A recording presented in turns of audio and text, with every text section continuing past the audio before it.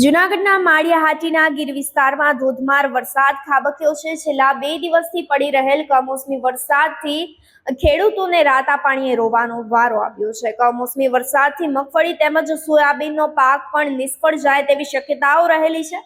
ખેડૂતોનો દાવો છે કે બિયારણ, ખાતર તેમજ મજૂરીનો ખર્ચ પણ માથે પડ્યો છે। પાક નિષ્ફળ જતા ખેડૂતોને માથે હાથ રાખીને રોવાનો વારો આવ્યો છે। હવે આ માવઠાના કારણે શિયાળુ પાકની વાવણી કરવી પણ મુશ્કેલ બની ગઈ છે।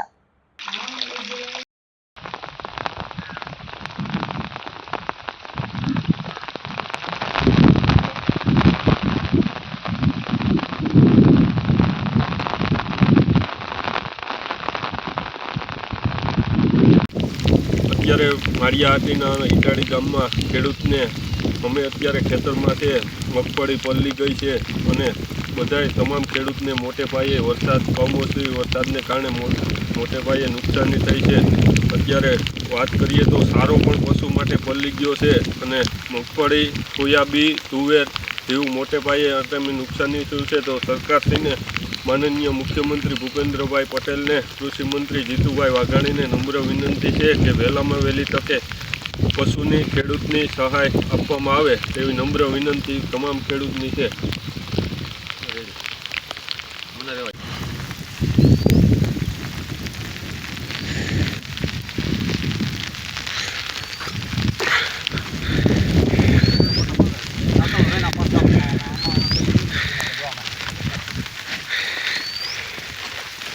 પશુ શું ખાય?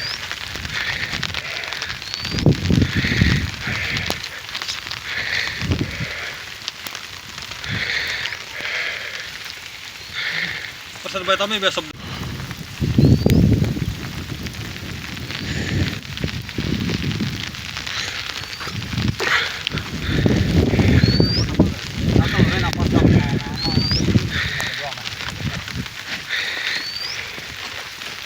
પશુ શું ખાય?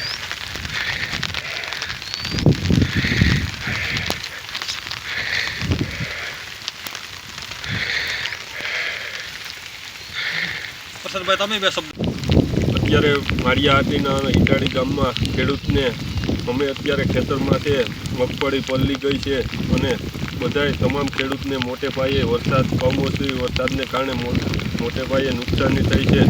અત્યારે વાત કરીએ તો સારો પણ પશુ માટે પલળી ગયો છે અને મગફળી, સોયાબીન, તુવેર જેવું મોટે પાયે અત્યારે નુકસાની થયું છે। તો સરકારશ્રીને માનનીય મુખ્યમંત્રી ભૂપેન્દ્રભાઈ પટેલને, કૃષિ મંત્રી જીતુભાઈ વાઘાણીને નમ્ર વિનંતી છે કે વહેલામાં વહેલી તકે પશુની, ખેડૂતની સહાય આપવામાં આવે તેવી નમ્ર વિનંતી તમામ ખેડૂતની છે।